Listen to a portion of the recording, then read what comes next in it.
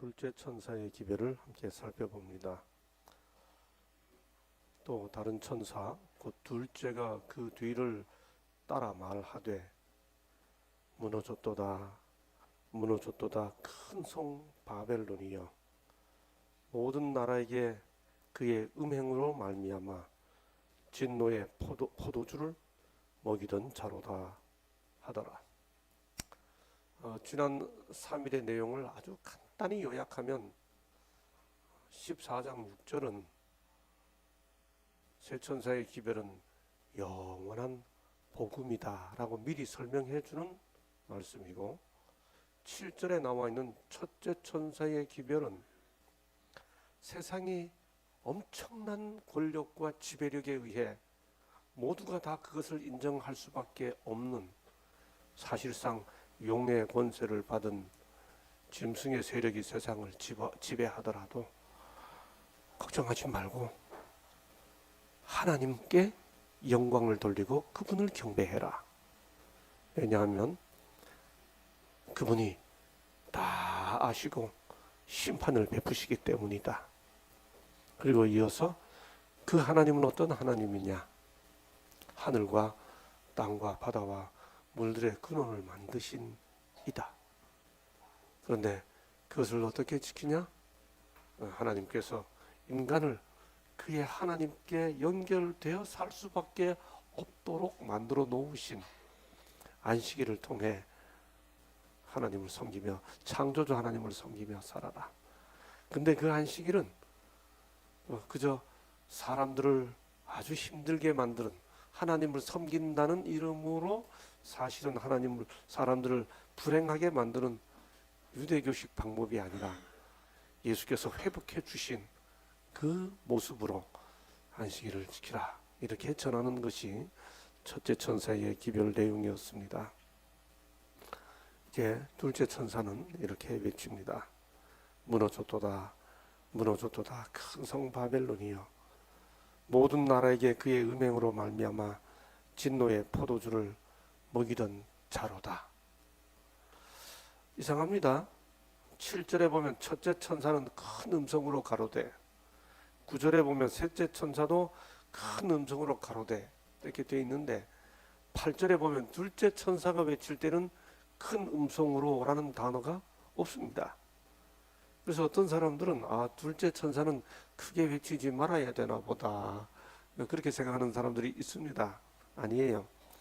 계시록 18장 2절에 보면 무너졌도다 무너졌도다 큰 성 바벨론이여 라고 외치는 이 천사가 다시 힘센 음성으로 외친다 하는 말씀이 성경에 있습니다. 시작과 끝에 세 천사의 기별의 음성이 시작과 끝에 7절과 9절에 있기 때문에 8절에서 또 반복되지 않았을 뿐이지, 여전히 큰 음성으로, 다시 말해 소리만 큰 게 아니고 깊은 감동으로, 큰 울림으로 전해져야 하는 거지요. 여러분, 바벨론이 무너졌다는 기별을 어떻게 큰 울림이 있는 감동으로 전할 수 있을까요? 다시 말씀드립니다. 심지어 바벨론이 무너졌다는 기별마저도 복음으로 전해야 합니다. 입장 바꾸어 놓고 한번 생각해 보세요. 평생 우리가 가졌던 나의 신앙, 나의 종교를 누가 턱하니 오더니 너는 바벨론이야, 이렇게 말해주면 그 말 듣고 행복할 사람이 있겠습니까? 다 기분 나빠요. 속상해요. 여러분, 우리는 불교를 섬기는 그분들의 그 승려들, 그분들에 대한 공식 호칭이 스님이잖아요.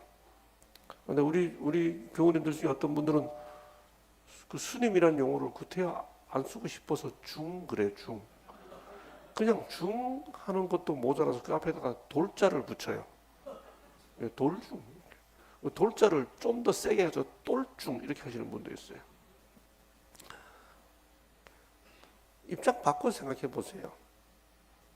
누가 우리 안식일 교회 보고 2단 3단 해가지고 이야기하면 그거 듣기 좋은 사람 누가 있어요? 그렇죠? 여러분, 바벨론이 무너졌다는 기별을 어떻게 천사가 외치듯이 전할 수 있을까요? 우리가 깊이 생각해 봐야 합니다.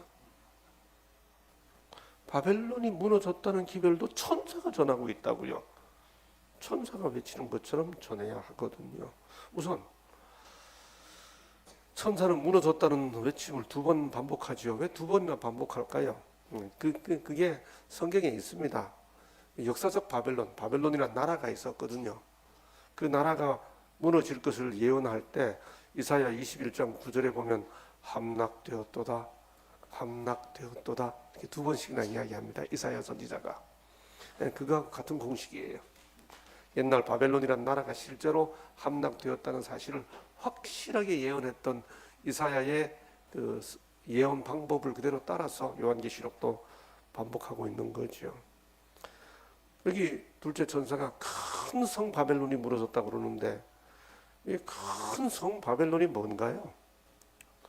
큰 성, 요한계시록에서 큰 성 바벨론이 무너졌다고 할 때 그 큰 성이 뭐예요? 바벨론 제국은 이미 다 없어졌어요. 그럼 요한계시록에서 말하는 무너질 것이다, 무너졌도다, 무너졌도다, 확실하게 무너진다고 외치는 그 바벨론은 무슨 바벨론이에요? 이사야 13장 19절에 보면 바벨론 제국은 이미 고대에 무너질 것이 예언됐어요. 실제로 BC 538년에 멸망됐어요.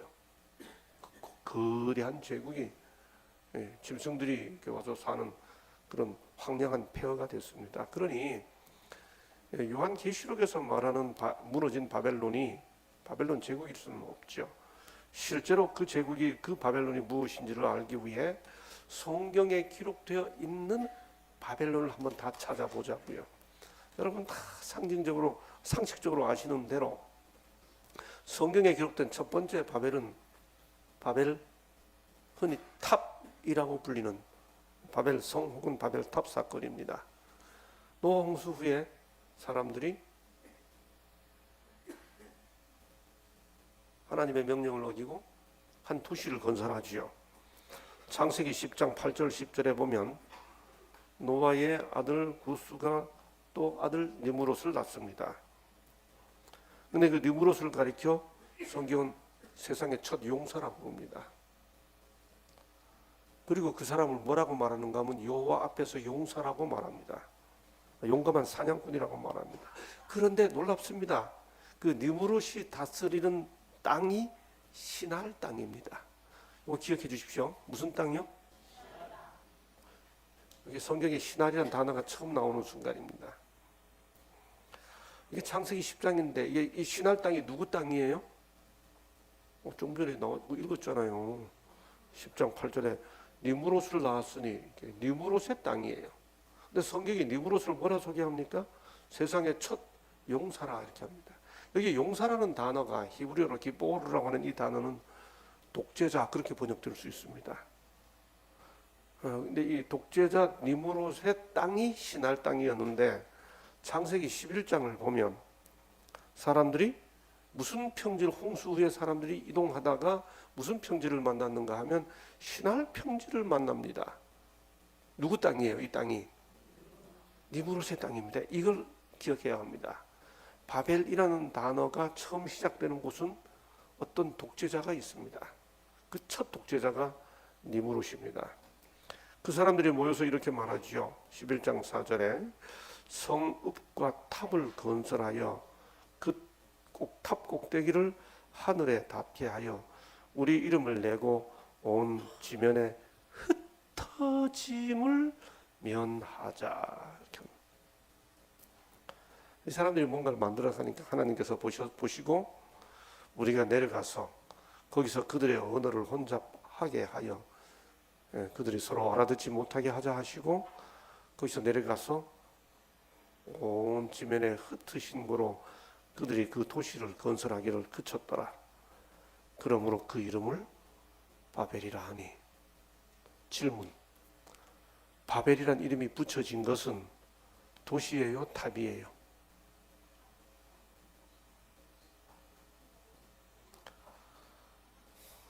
성경 보고 대답하세요. 다시 읽습니다. 11장 7절.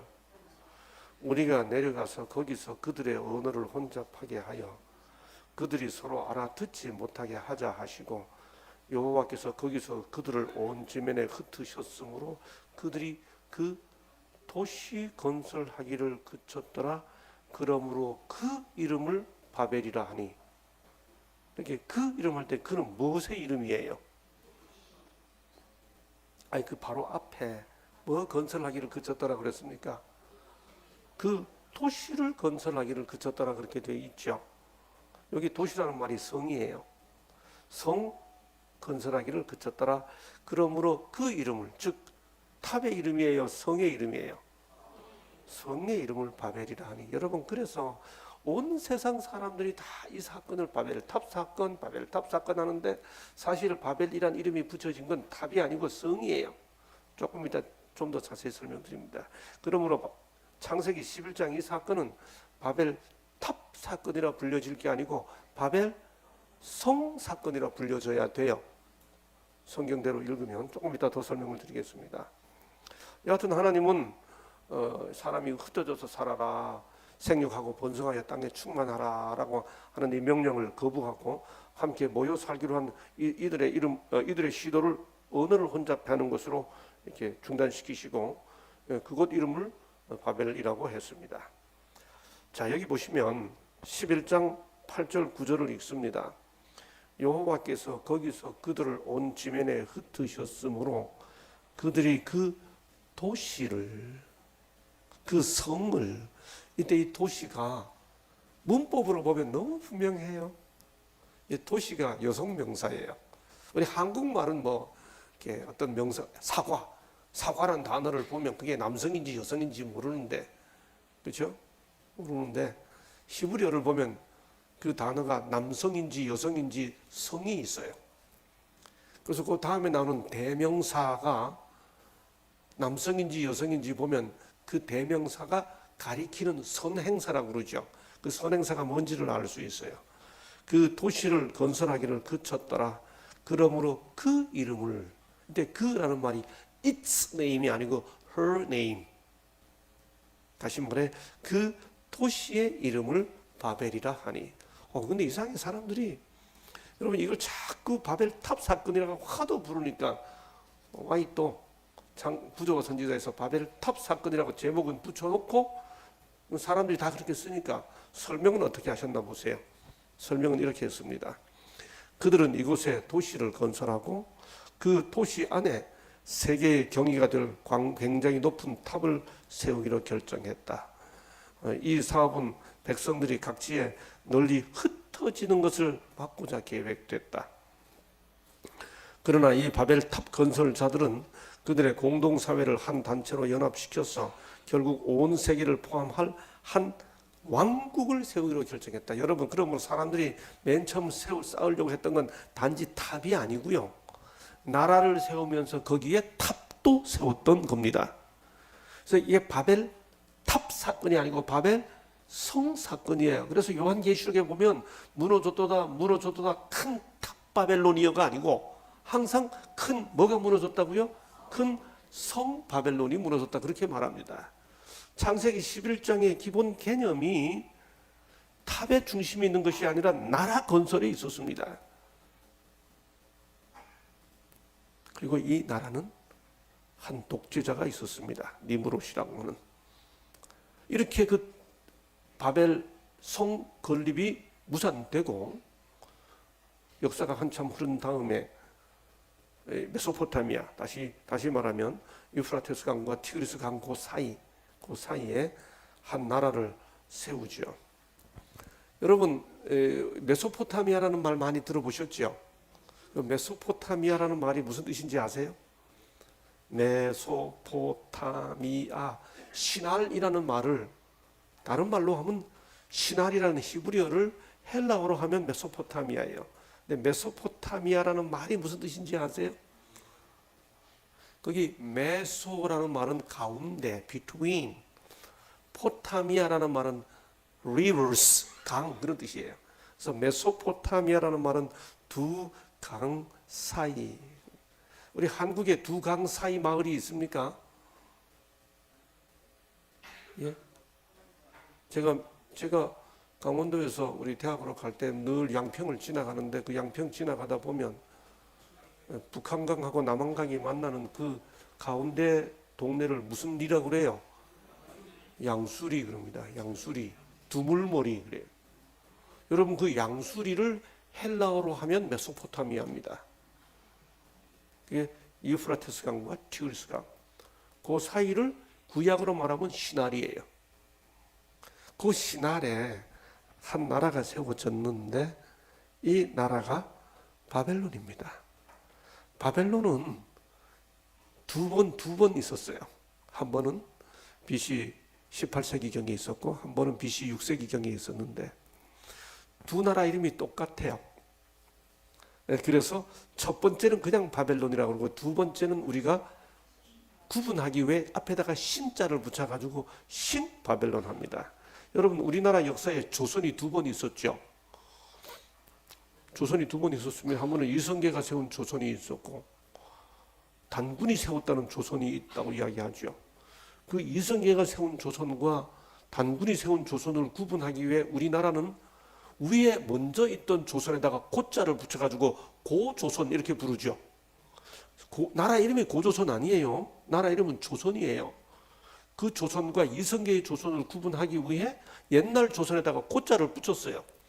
바벨론 똑같이 바벨론인데 두 바벨론을 구분하기 위해 나중 바벨론에다가 신자를 붙여서 여기는 신바벨론 이렇게 합니다. 이 신바벨론에 엄청난 독재자가 있었죠. 니무롯처럼.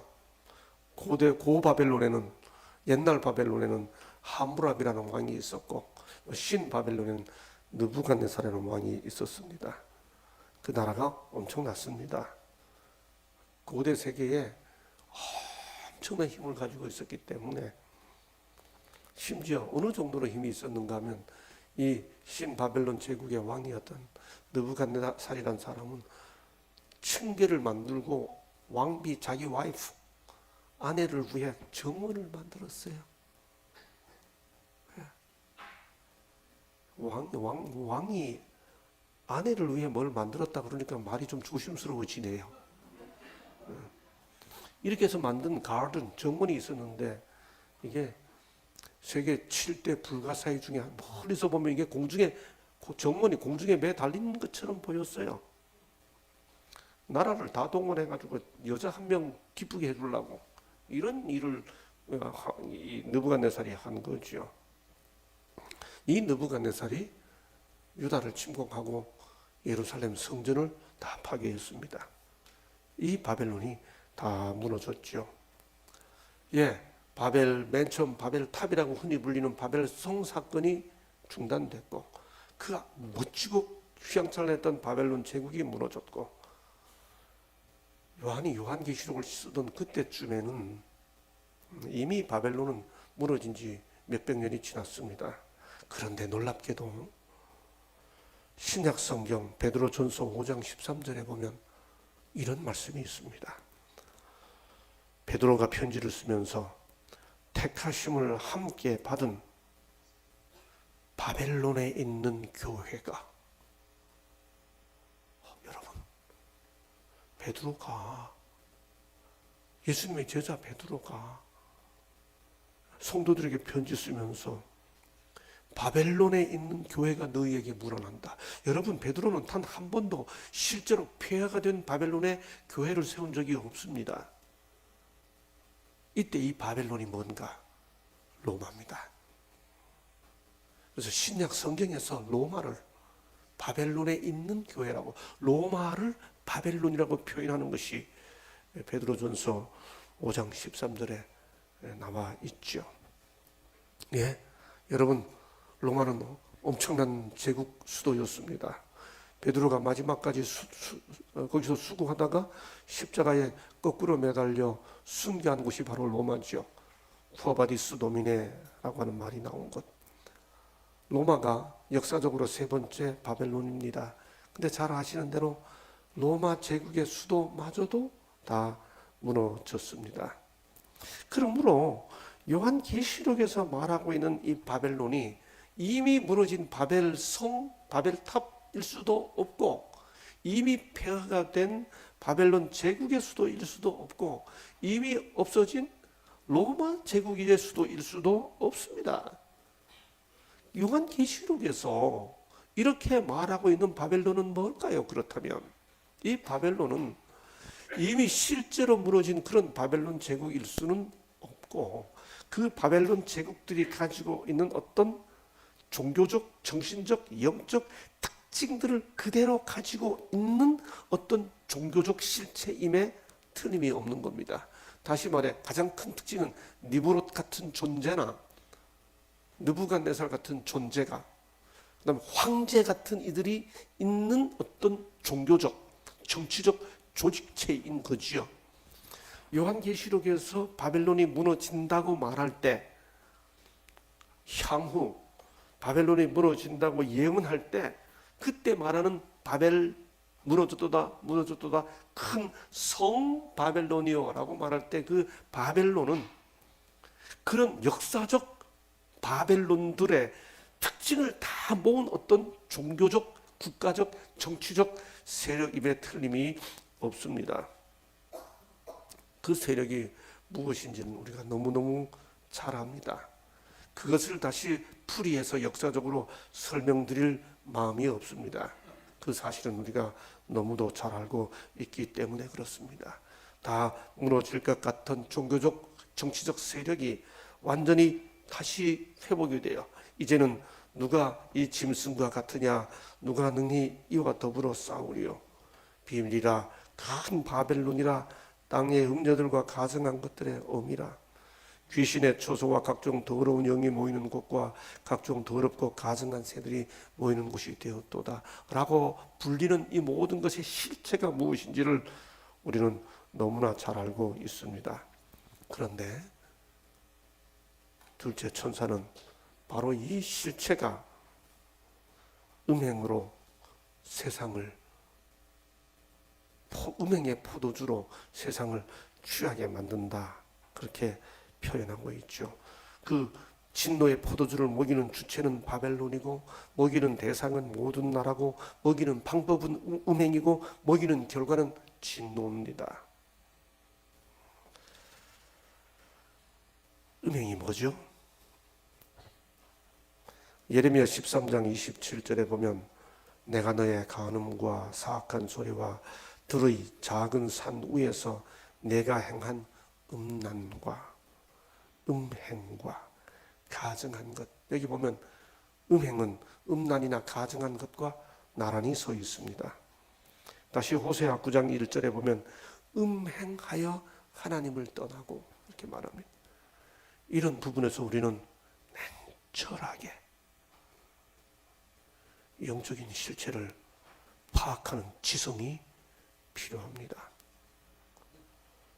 하나님의 백성들이 요한계시록에 기록된 세 천사의 기별의 사명을 감당하고자 할 때 이런 부분에 대한 대단히 선명한 지성적 이해가 필요하지요.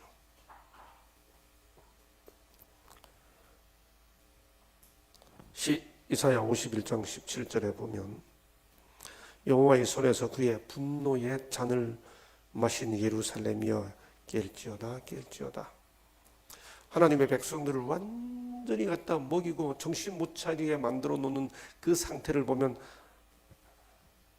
하나님은 분노하시죠. 너는 내 손에서 이 진노의 술잔을 받아가지고, 하나님은 죄인을 죽음보다 더 사랑하시지만 죄를 향해 죽음처럼 증오하시죠. 그게 바로 하나님의 죄를 향한 분노와 진노입니다. 여러분, 그런데 여기서 무너졌다고 천사가 외칠 때 그 무너지는 대상이 뭐예요? 무너졌도다 무너졌도다, 그 다음 뭐죠? 큰? 대답해 보세요. 다시 무너졌도다 무너졌도다, 성경 본문 그대로 시작. 큰 뭐라 그랬죠? 큰 성 바벨론이야, 이렇게 했습니다. 무슨 말이죠?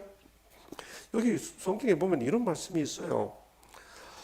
요한계시록 18장 2절 4절에 보면 무너졌도다 무너졌도다 큰 성 바벨론이여 이렇게 한 다음에 그 다음 뭐라 그러는가 하면 내 백성아 거기서 나와 이렇게 말해요. 여러분 이거 우리 잘 이해해야 합니다. 무너졌도다 이게 요한계시록 18장에 나오는 말씀이에요. 18장 2절 4절에서 다시 큰 외침이 외쳐지는데 18장 2절 4절에서 무너졌도다 무너졌도다 큰 성 바벨론이여 한 다음에 이놈들아 나와라 이렇게 하지 않아요. 그게 뭐라 그러죠? Come out of Babylon, my people. 내 백성아, 무슨 뜻입니까 이게?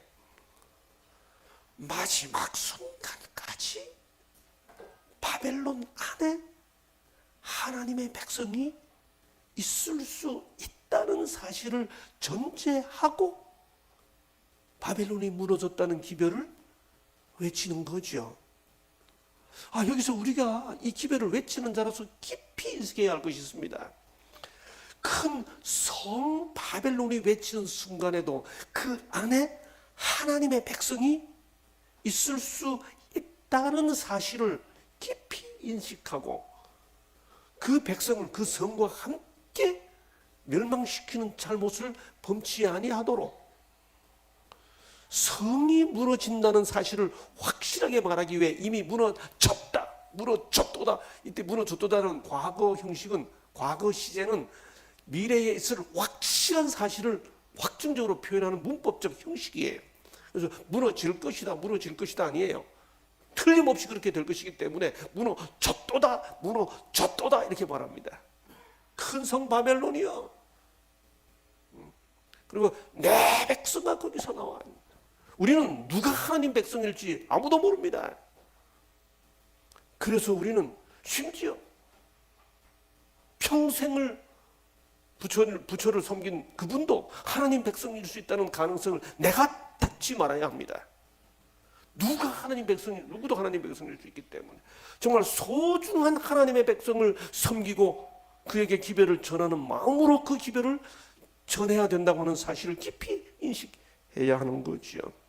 그렇다면 어떻게 영적 바벨론의 붕괴를 외치는 우리들이 천사가 전하듯이 외칠 수 있습니까? 천사같이 되라는 말은 거칠게 외치라는 말이 아닙니다, 여러분. 그 능력 있게 전하라는 말과 함께 천사처럼 순결하게 전하라는 말이거든요. 어떻게 구체적으로 우리는 저 큰 성 바벨론을 향해 그 안에 있는 하나님의 백성들이 우리의 음성을 듣고 참으로 하나님 앞에 나올 수 있도록 천사같이 외칠 수 있을까요? 그렇게 해준 한 사람이 있습니다. 실제로 역사 속에서 실제로 바벨론 제국이 무너진다고 외친 한 사람이 있습니다. 누굴까요? 다니엘입니다. 다니엘은 바벨론 제국에 끌려갔습니다. 하나님 백성으로서. 그리고 다니엘 2장에서 신성의 꿈을 꾼 다음에 왕 앞에 불려가가지고 그 왕 앞에서 뭐라고 말합니까? 왕을 뒤이어 왕보다 못한 다른 나라가 일어날 것이요. 여러분, 이 말은 바벨론이 무너진다는 예언입니다. 다니엘이 바벨론이 무너진다는 기별을 외쳤습니다. 다니엘 7장 4절에 보면 내가 보는 중에 그 날개가 뽑혔고 또 땅에서 들려서 사람처럼 두 발로 서게 함을 받았으며 또 사람의 마음을 받았더라. 다니엘 7장에서 사조로 등장한 바벨론 제국이 날개가 뽑힌다는 예언을 다니엘이 외쳤습니다. 다니엘은 그러면서 동시에 어떻게 했습니까? 다니엘 4장에 보면 큰 느부갓네살이 큰 나무 꿈을 꾼 다음에 불려갔습니다. 그때 다니엘이 뭐라고 말하죠? 듣고 난 다음에 왕이여 이 일은 왕 아닌 다른 사람에게 성취되기를 바랍니다. 이렇게 말하면서 느부갓네살 왕에게 그 꿈의 내용을 다 설명해 주지요. 여러분 이렇게 하자, 이렇게 외치자. 느부갓네살이 다니엘에게 어떻게 반응을 하나요?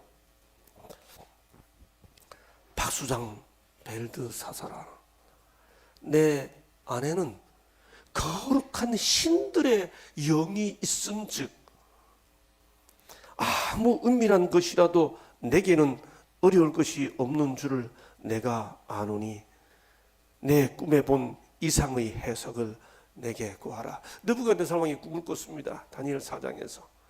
그리고 나무 꿈을 꿨습니다. 여러분 다 잘 아시는 내용입니다. 이 왕이 다니엘을 불러가지고 자기 꿈의 의미를 깨닫게 해달라고 말하면서 뭐라고 말하는가 보세요. 박수장 벨드사사라 그랬습니다. 다니엘의 이름을 자기가 벨드사살로 바꿔놨거든요. 그래서 벨드사사라, 벨의 종아. 그런데 뭐라고 말하죠? 내 안에는 거룩한 신들의 영이 있은즉 이렇게 말합니다. 와, 느부갓네살 왕도 다니엘을 가리켜 뭐라고 말하는가 하면 거룩한 신들의 영이 있다 이렇게 말해요. 넌 정말 IQ가 높은 사람이지 이렇게 말하지 않아요. 너 정말 똑똑한 사람이지 이렇게 말하지 않아요. 거룩한 신들의 영이 있은즉 이렇게 말합니다. 여러분 아시는 대로 다니엘은 정말 실력 있는 사람이었어요. 다니엘은 정말 놀라운 정치가였습니다. 그는 모든 사람들 중에서 가장 뛰어난 사람이었습니다. 그래서 아시는 대로 박수가 아님에도 불구하고 박수장이 되었습니다. 여러분 박수가 뭐예요? 남자 무당을 박수라고 그러죠. 여기 벨드사살은 느부갓네살은 다니엘을 박수장으로 삼았습니다. 오, 이게 무슨 뜻이에요, 여러분? 다니엘이 엄청난 실력을 인정받았다는 뜻이죠. 여기서 하나님의 백성들이 바벨론에서 의미 있게 살아가려면 여하튼 실력이 있어야 돼요.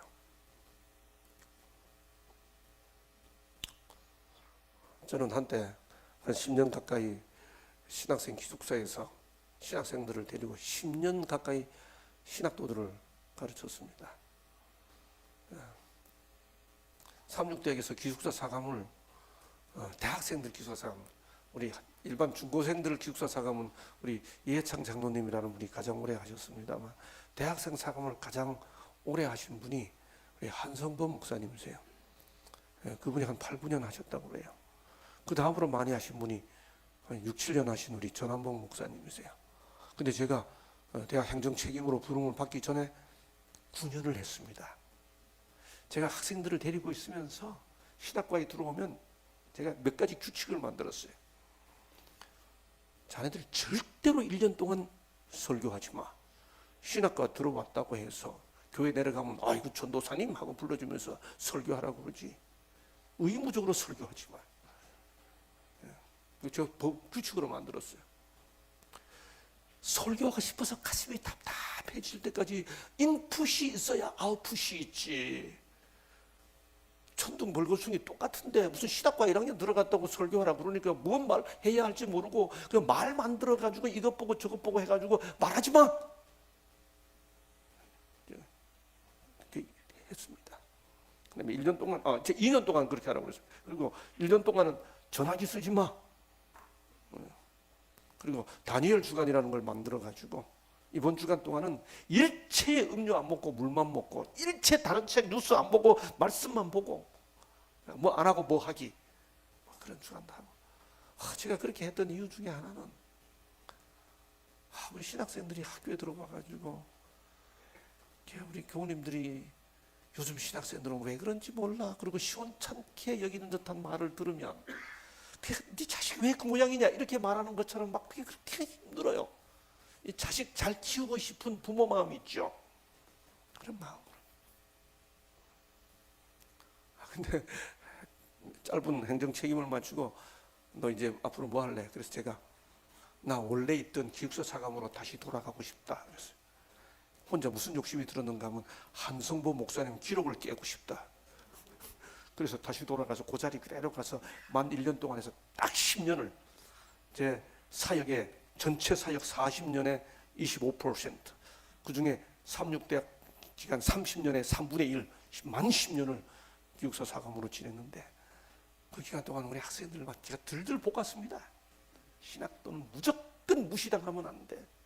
뭘로도 무시당하면 안 돼. 행정 책임 마치고 이제 대학 돌아갔더니 제가 바뀌었어요. 그냥 학생들 들들 볶았는데 제가 아버지 마음이 된 게 아니라 조금 할아버지 마음이 된 것 같아요. 그래서 걸어 다니는 것만 봐도 아이고 그렇게 기특해 보이고, 그냥 저 어린, 젊다 못해 저 어린 것이 그냥 신학가에 와가지고 하고 싶은 것도 못하고 저 얼마나 힘들까, 그런 마음이 자꾸 들고 그래요. 그래서 그 다음부터는 제가 방향이 좀 바뀌어서 공부해라, 영어 공부해라, 뭐 말씀을 외워라, 막 이런 것에서 기도하자로 좀 바뀌었어요. 여기 보니까 박수 창벨드 사사라 이렇게 부른 다음에 느부갓네살이 뭐라고 말하는가 하면 너 참 똑똑하지 이렇게 하지 않고 박수 창, 이거는 실력 인정이거든요. 박수 창벨드 사사라 부른 다음에 그 다음에 하는 말이 내 안에는 거룩한 신들의 영이 있은즉, 자기 관점대로 다신교적 자기 종교대로 거룩한 하나님이라 표현하지 않고 거룩한 신들이라고 표현하지만, 여하튼 다니엘이란 이 사람은 뭔가 영적인 사람이 하는 사실을 느부갓네살도 느낀 거예요. 그렇죠? 저는 재림교회 한 사람의 목회자로서 정말 평생 가지고 있는 소망이 있어요. 세상 사람들이 안식일 교회하고 딱 들으면 제일 먼저 떠오르는 브랜드 이미지, 그 첫 브랜드 이미지, 첫 느낌, 그 느낌이 예수하고 많이 비슷한 사람들, 정말 예수 닮기를 좋아하는 사람들, 그 사람들 참 기도 많이 하는 사람들, 이게 우리 브랜드 이미지, 첫 이미지로 떠올랐으면 좋겠어요. 여러분, 느부갓네살이 다니엘을 연상하면서 다니엘을 불러오라고 할 때 첫 번째로 떠오르는 이미지가 뭐예요? 거룩한 신들의 영이 있은즉. 이건 기도하지 않고는 불가능한 이야기거든요. 기도의 사람이다라고 하는 거거든요. 이건 남이 느끼는 거예요. 제가 맨날 말합니다. 여러분도 하나님의 형상으로 창조된 영적인 존재고, 저도 하나님의 형상으로 창조된 영적인 존재이기 때문에 설명하지 않아도 느껴요. 제가 우리 학생들에게 수업하면서 종종 하는 말입니다.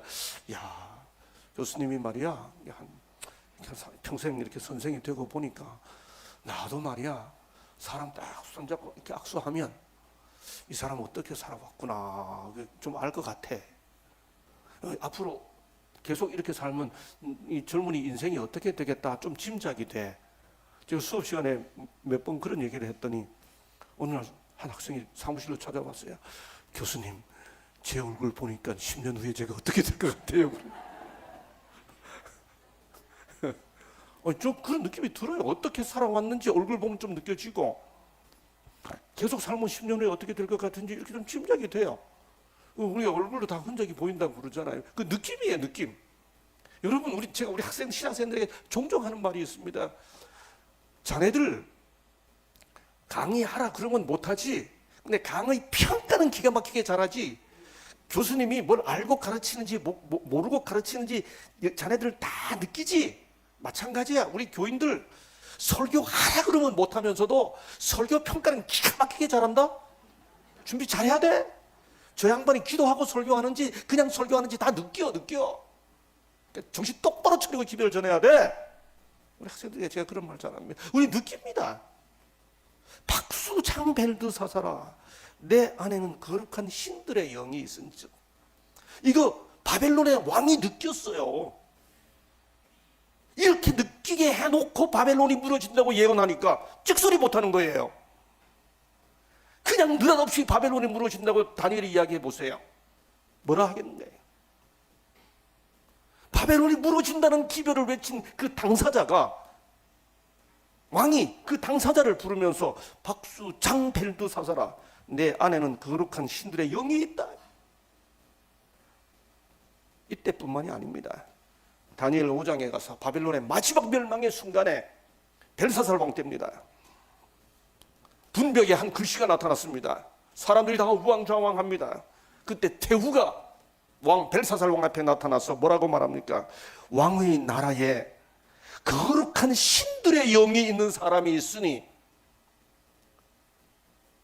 태후가 이렇게 말하는 겁니다. 벨사살 왕에게.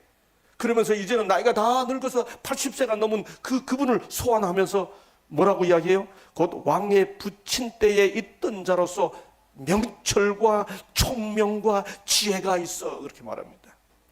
그냥 명철과 총명과 지혜가 있어라고 말하지 않습니다.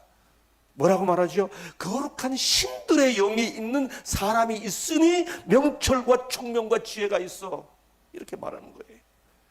다니엘의 실력의 기원이 그가 가지고 있는 IQ 높음에 있는 게 아니고 신의 임재, 거룩한 신들의 영이 있는 사람이라고 하는 사실에서 다니엘 명철의 총명의 기원을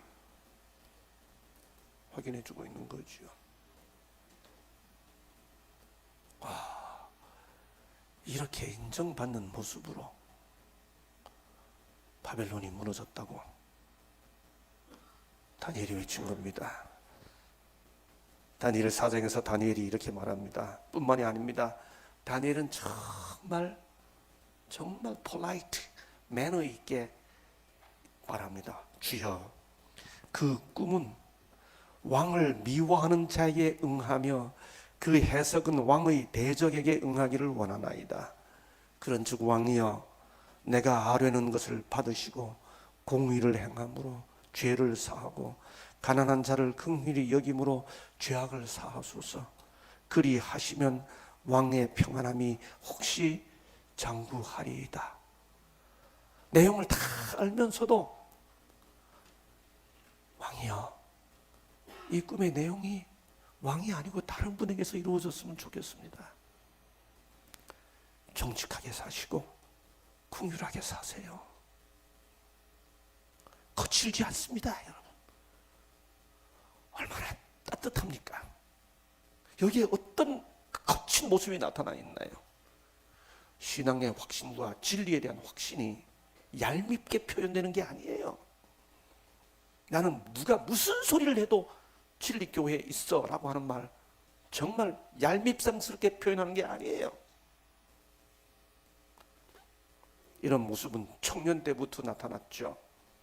바벨론에 포로 끌려갔을 때 다니엘이 음식을 구하면서 뭐라 그럽니까? 구하오니 청하오니 처분하소서. 예.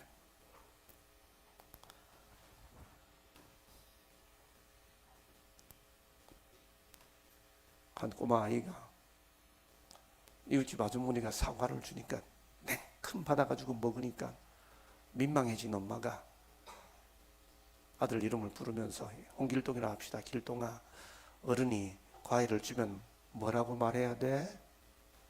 아이가 가만히 있더니 손을 쑥 내밀면서 깎아주세요.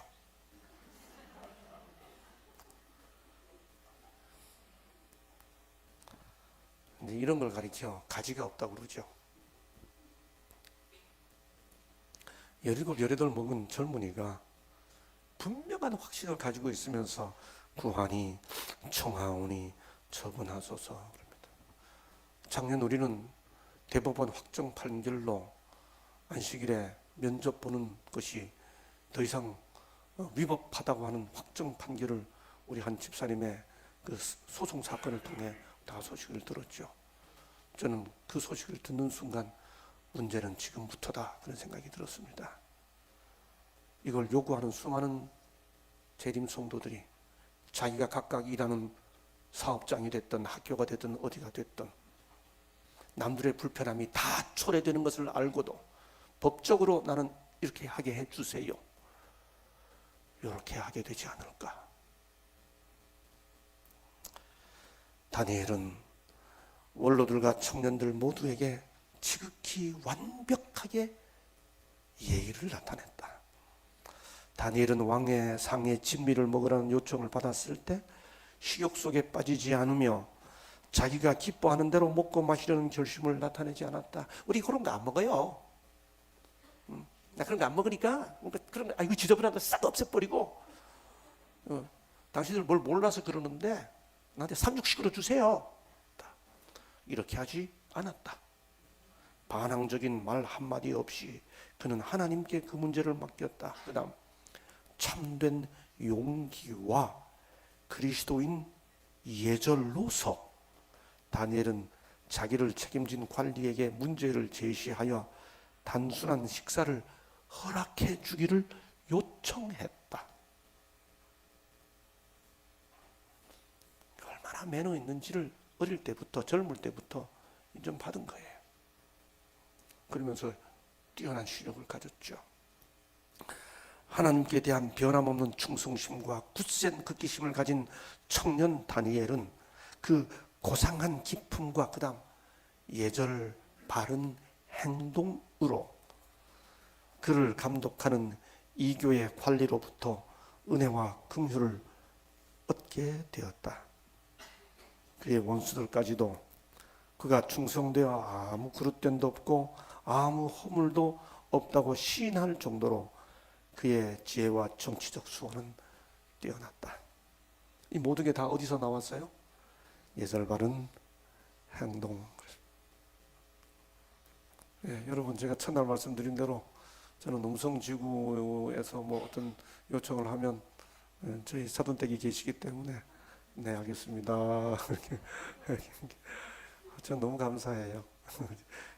제가 아주 공개적인 팔불출이 되는데 우리 딸을 키워가지고 저 댁에 가서 그렇게 신앙을 배우고 저희가 준비해서 가르친 것보다 훨씬 더 잘 가르쳐 주시고 그렇게 하는 게 얼마나 참 삶으로 이렇게 교육을 시켜주시는 것 같아서 딸 키워서 시집 보낸 보람을 참 충분히 느낍니다.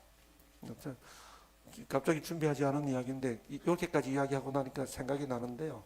저희 참 제가 우리 대학 교수들한테 제가 총장 할 때 결혼을 시켰는데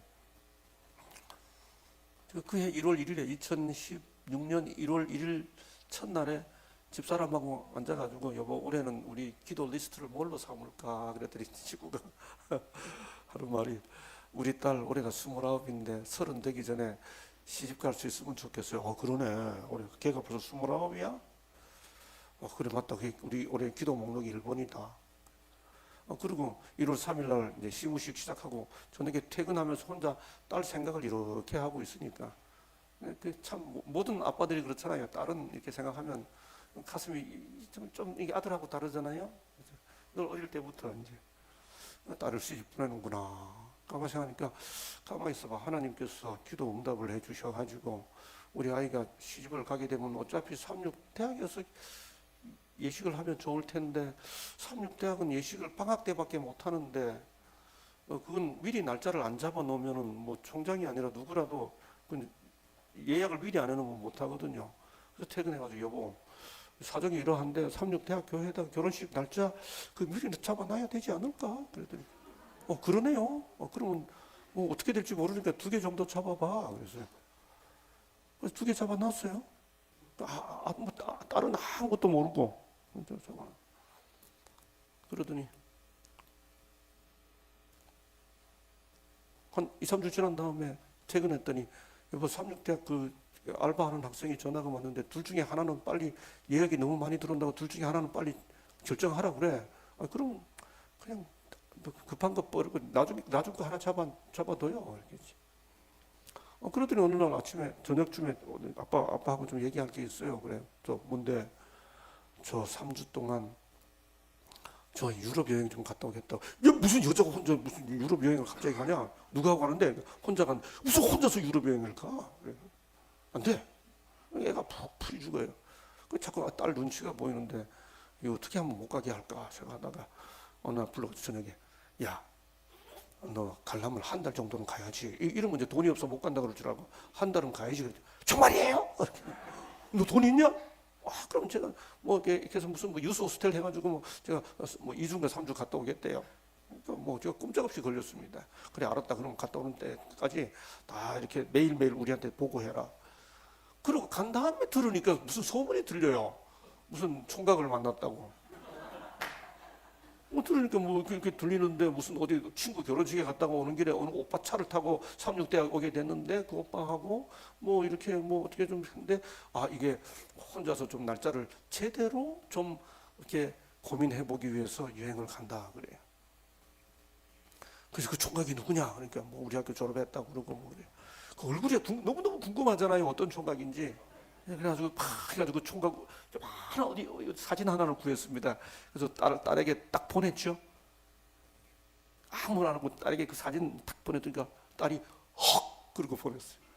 그러고 왔어요. 왔더니 뭐 이렇게 하더니 그래서 오빠를 만나겠다고 해서 알았다. 기도 많이 하고 잘해봐라. 가더니 어느 날 부모님을 뵙고 왔어요. 그래. 부모님이 막 그렇게 우리 보고 막 저를 사랑해 주던데요. 그래요. 그러냐. 좀 있더니 부모님 이제 만나자고 그래서 소위 상견례 하는 날입니다. 그럼 뭐 이게 뭐 계속 상견례 4월쯤 상견례 하는데 그날 저녁 먹고 뭐 우리가 만나봐야 뭐 뻔하잖아요. 어디 뭐 사문대 가까운 데서 식당에서 만나서 이렇게. 그날 우리 김 장로님이 끝난 다음에 우리는 좀 결혼을 서두르고 싶습니다. 우리가 그 7월 셋째 주 일요일에 날짜를 잡아놨었거든요. 네. 그래서 그러시냐고 뭐 어떻게 오래 하시면 좀 급하겠죠. 그래서 뭐 집안에 사정이 있으실 테니까 말씀하시죠. 우리는 올 여름에 가능하면 하고 싶은데요. 그러세요. 그래서 언제쯤 하시게요? 그랬더니 우리 김석규 장로님께서 톡하니 하시는 말씀이 우리는 7월 셋째 주나 넷째 주 일요일에 하면 좋겠습니다. 그러세요. 그래서 제가 그날 이후로 딸 시집 보내고 싶으면 날부터 잡으라고 저한테. 예. 하더니 그렇게 해서 제가 우리 손자 이야기하려고 이야기가 좀 길어졌습니다. 가서 교육 잘 받고 그 어린 것이 정말 삼촌들 모습 보고 같이 예배드리고 이런 모습을 보면서 이게 된 거. 한 번은 우리 집에 왔을 때 우리 손자를 데리고 5살 때인가 6살 때가 데리고 영국 가기 전에 제가 나가던 어느 교회 예배 드리러 갔는데요. 이 아이가 제일 앞자리에 앉아서 예배를 드리는데 시작할 때부터 끝날 때까지 꼼짝 안 하고 예배를 조용히 앉아서 예배를 드리고 끝난 다음에 어른들이 와가지고 어떻게 이런 애가 다 있어 이렇게 하니까 감사합니다. 감사합니다. 이렇게 인사를 하니까 어른들이 다 여러분 우리가 요즘 그런 애들 보기만 해도 좀 신기한 느낌이 들잖아요. 18살, 17살 먹은 이 어린 것이 젊다 못해 어린 것이 예절 바른 행동으로 우리 아이들이 그렇게 커가게 되면 어른들의 관심과 사랑을 안 받을 수가 없죠. 여러분 저는 평생 1996년을 잊지 못합니다. 그때 기독교 100주년 기념회관에서 돌아가신 신기현 목사님과 그다음 우리 안금영 목사님과 함께 35살 새파랗게 젊은 나이 초임 교수 시절인 제가 대학에 부임한 지 불과 2년밖에 되지 않았던 제가 재림교회를 대표해서 소위 재림교회 공개 토론회의 강사 중 한 명으로 위임을 받아서 공개 토론에 참석을 했습니다. 그때 신기현 목사님은 당시 총장이었기 때문에 직접 토론에 참여하지 않으시고 마지막 질의응답에서 대답하기로 하시고 2개의 주제를 가지고 안금영 목사님이 하나의 주제를 다루고 제가 하나의 주제를 다루기로 했고 약속했습니다. 절대로 연사들끼리는 직접 질문하지 않는다. 아주 신사적으로 한다. 그걸 주관했던 신문사 편집사장이 그렇게 우리들에게 서로 약속하라고 해서 우리 다 약속하겠다고 그랬습니다. 여러분 그런데 같은 주제를 다루었던 그 맞은편 우리 박사님이 지금도 유튜브에 다 떠 있습니다. 우리의 재림 신앙에 대해서 예언 신앙에 대해서 이렇게 연구해서 비판하면서 참 거칠게 했습니다. 안식 교인들은 YC 꼬꼬댁하면 꼬꼬댁 따라다닙니다. 아주 비아냥거리고 냉소적으로 이렇게 표현했습니다. 제가 지금도 저는 젊다고 생각하는데 30년 전이니까 제가 얼마나 젊었겠습니까? 35살 뒤에 앉아 있는데 막 이런 게 막 올라와요. 근데 이분이 우리를 비판하면서 결정적인 실수를 반복합니다. 아닥사스다 왕 할 때 그 아닥사스다를 이분이 계속 뭐라고 발음하는가 하면 아다닥스다라고 발음합니다.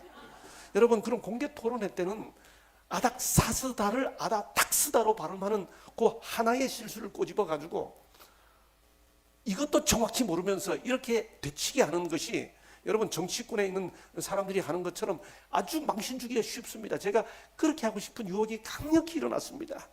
근데 제가 앉아서 계속 기도했어요. 하나님 저 정말 신사적으로 할 수 있도록 제게 인내를 주옵소서. 기도 많이 하고 이분의 발제가 마치고 제 순서가 됐습니다.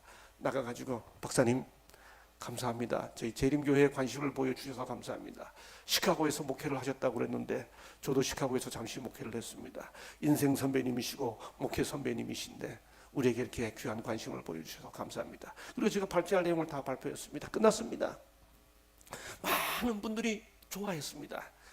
학교에 도착하니까 전국에서 전화가 빗발치기 시작했습니다. 참석했던 분들, 거기 기자들이 한 40명이 플로어에 앉아 있었는데, 여기 앉아 있었는데, 정말 하나님께서 함께 하시는 느낌이 들었습니다. 그 다음날 오후에, 오전 오후에 계속 전화가 왔습니다. 근데 그 다음날 오후에 어떤 전화가 왔습니다. 김상래 교수님이십니까? 네, 김상래입니다. 여기는 막 대구입니다. 그래요. 아, 그러세요? 어느 교회 다니세요? 아, 나는 막 교인 아닙니다. 그래서 제가 긴장했습니다. 어쩐 일로 전화하셨습니까? 막 어제 그 기독교 100주년 기념회관에서 있었던 그 내가 다 벌써 비디오로 봤습니다. 사연인즉 그 부인이 다른 교회를 다니시다가 우리 교회를 다니기 시작하셨는데 한 6개월 전에 그 주위 고위 공직자입니다. 주변 사람들이 큰일 났다고. 당신 가정도 위험해지고 당신 자녀 교육도 위험해졌다고, 큰일 났다고. 근데 부인이 그날 지금처럼 유튜브로 보는 시절이 아니고 다 이렇게 감아서 보는 그 시절인데 벌써 거기서 현장에서 그걸 사갖고 와서 남편 보고 보라 그래서 봤다는 거예요. 근데 그걸 봤다고 그러니까 제가 교회도 안 다니는 분은 굉장히 어려울 텐데 무슨 말인지 힘들 텐데, 아 선생님, 그거 보셨습니까? 그 긴 걸. 근데 제 느낌이 이분이 거칠지가 않아요. 경상도 사투리가 아주 투박하지만 제게 따뜻한 느낌이 친근한 느낌이 들었습니다. 그게 무슨 말씀인지 이해가 되셨나요? 나 뭔 소리인지 하나도 모르겠습니다. 그래요. 뭔 소리인지 모르는데 왜 저한테 전화했을까요? 내용인즉 이분이 하는 말 이겁니다. 나 무슨 소리 하는지 모르겠는데 우리 집사람이 그 369로 간 다음에 주위 사람들이 하도 나를 힘들게 해서 내가 힘들었는데 어제 막 토론하는 그 모양을 보니까 막 그 36 그 안식일교회 목사님들, 그 36대 교수님들 너무 멋있고 신사적이라. 근데 그게 기분 좋아가지고 우리 교수님한테, 김 교수님한테 그 이야기하고 싶어. 그래서 전화했다는 거예요. 제가 그 전화를 받고 난 다음에 얼마나 내가 그때 만약에 다음 순서에 나가가지고 아닥스다도 몰라, 아닥사스다도 몰라, 아닥스답니까? 만약에 이렇게 했었더라면 어차피 뭔 소리 뭔지 모르는 이분이 보기에는 다 도친 개진입니다. 근데 제가 나가서 그게 너무 멋있게 보인 거예요. 매너를 지키고 예의를 지켜준 모습이 그에게 그렇게 역사했습니다. 여러분, 이제 30년이 지났기 때문에 이제 말할 수 있다. 여러분, 저하고 이야기했던 바로 이 당사자 이분이 그 다음날 저에게 전화했습니다. 손 박사님, 웬일이세요? 김 교수님, 제가 지금 36대학을 가고 싶습니다. 그래요. 오십시오. 여러분, 36대학에 이분이 오셨습니다. 와서 뭐라고 그러는지 아세요? 사실 제가 잘 모릅니다. 제가 제대로 공부하고 싶으니 자료 있는 대로 다 주십시오. 제가 36대학에 들어가서 다 복사해서 드렸습니다. 그래가지고 이분에게 대접을 잘 해드린 다음에 이분이 뭐라고 그러는지 아세요? 가시면서, 교수님, 그런데 제가 부탁이 하나 있습니다. 저한테 손자놈이 한 놈이 있습니다. 이 손자놈을 제대로 가르치고 싶으니 고등학생인데 한국 36학교에 입학할 수 있도록 좀 도와주십시오. 여러분, 그 손자가 한삼에 입학하고 졸업했습니다. 졸업하고 36대학으로 들어갔습니다. 이제는 말할 수 있답니다. 만약 그때 제가 그야말로 아닥사스다도 몰라, 아닥사스답니까?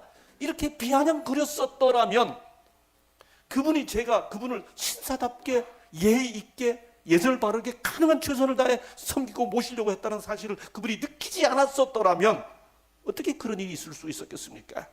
바벨론이 무너진다는 기별을 어떻게 외쳐야 되겠습니까? 읍내와 도시와 촌락 등 방방곡곡에서 경고의 기별을 들어야 한다. 왜냐하면 모든 사람이 현대 진리의 기별에 의하여 시험을 받고 인정을 받게 될 것이기 때문이다. 위대한 사업이 이루어져야 하나. 그 다음, 이 일터로 들어가는 일꾼들은 마음을 어떻게 다루어야 할지를 아는 건전한 판단력의 소유자들이어야 한다. 사람 마음이 어떻게 하면 짜증나고 신경질 나고 화가 나는지를 아는 그런 사람들이어야 한다. 그들은 여호와 경외함을 염두에 두는, 그 다음 인내와 친절 친절과 예절의 사람이어야 한다. 무너졌도다 무너졌도다 큰 성 바벨론이여라는 이 기별을 인내와 친절과 예절로 전해야 합니다. 다시 말합니다. 우리의 사업은 첫째와 둘째와 셋째 천사의 기별을 세상에 선포하는 것이다. 그 다음 제일 끝에 우리는 하나님께 충성하기를 거부하는 자들을, 어떻게 가르쳐도 믿지 않는 자들을 친절하고 예의 바르게 대해야 한다. 끝까지 안식일 안 받아들이는 사람에게 잘 믿어보소, 그날 봅시다, 재림 때. 그러고 나오면 안 되는 거예요. 하나님께 충성하기를 거부하는 자들을 친절하고 예의 바르게 대해야 한다. 네, 섬기는 교회가 선생님의 헌신으로 더욱 말씀 앞에 굳게 서게 되기를 기도하겠습니다. 그렇게 말할 수 있어야 한다는 거죠. 제7일 안식일 예수 재림 교인들이 세운 모든 기관은 대학이 됐든 병원이 됐든 뭐가 됐든 우리 개인이 됐든, 그 다음 다니엘과 그의 친구들이 바벨론에 있었던 것과 같이 되어야 한다. 바벨론이 무너진다는 기별을 다니엘이 외쳤던 것처럼 그렇게 할 수 있어야 한다는 거죠. 하나님께서는 다니엘을 통하여 바벨론의 모든 박사들의 생명을 구원하셨다. 이러한 구원은 실물 교훈으로서 그것은 다니엘이 하나님과 관계를 맺음으로 세상에 주어진 영적인 축복들을 예증한다. 다니엘은 그의 모습으로 바벨론에 있는 자기 백성, 하나님의 백성들을 구원하는 역사를 이루어냈던 거죠. 바벨론에서 당신을 증거하도록 하기 위해 다니엘을 부르신 것처럼 하나님께서는 오늘날 우리를 세상에서 당신의 증인이 되도록 부르신다. 다니엘이 바벨론에서 증언했던 것처럼, 그렇게 바벨론이 무너진다는 기별을 외쳤던 것처럼 하나님의 영이 있는 사람이라는 존경을 받으며, 그럼에도 불구하고 해주세요, 허락해 주세요, 그렇게 나쁜 일이 왕에게는 이루어지지 않기를 바랍니다 라고 접근할 줄 아는 인내와 친절과 예절로서 이 기별을 힘차게 외치는 둘째 천사의 기별에 천사들이 되기를 간절히 바라면서 말씀 마치겠습니다. 기도하겠습니다. 아버지 하나님, 오늘은 둘째 천사의 기별을 살펴보았습니다. 선지자를 통해 바벨론에 살았던 다니엘처럼 그렇게 바벨론의 기별을 전하라고 가르쳐 주신 그 소중한 가르침의 의미를 생각해 보았습니다. 주님, 바벨론 세상을 대할 때 우리들 절대로 거칠어지지 아니하도록 우리 마음을 성령의 감동으로 충만케 해 주시옵소서. 늘 예절스럽고 존중하고 따뜻한 분위기로, 그러면서도 기도하는 삶을 통해 하나님께서 함께하는 사람들이라고 하는 위엄을 잃지 않는 우리 모두가 될 수 있도록 주의 은혜가 우리와 함께 주옵소서. 예수님 이름으로 간절히 기도합니다. 아멘.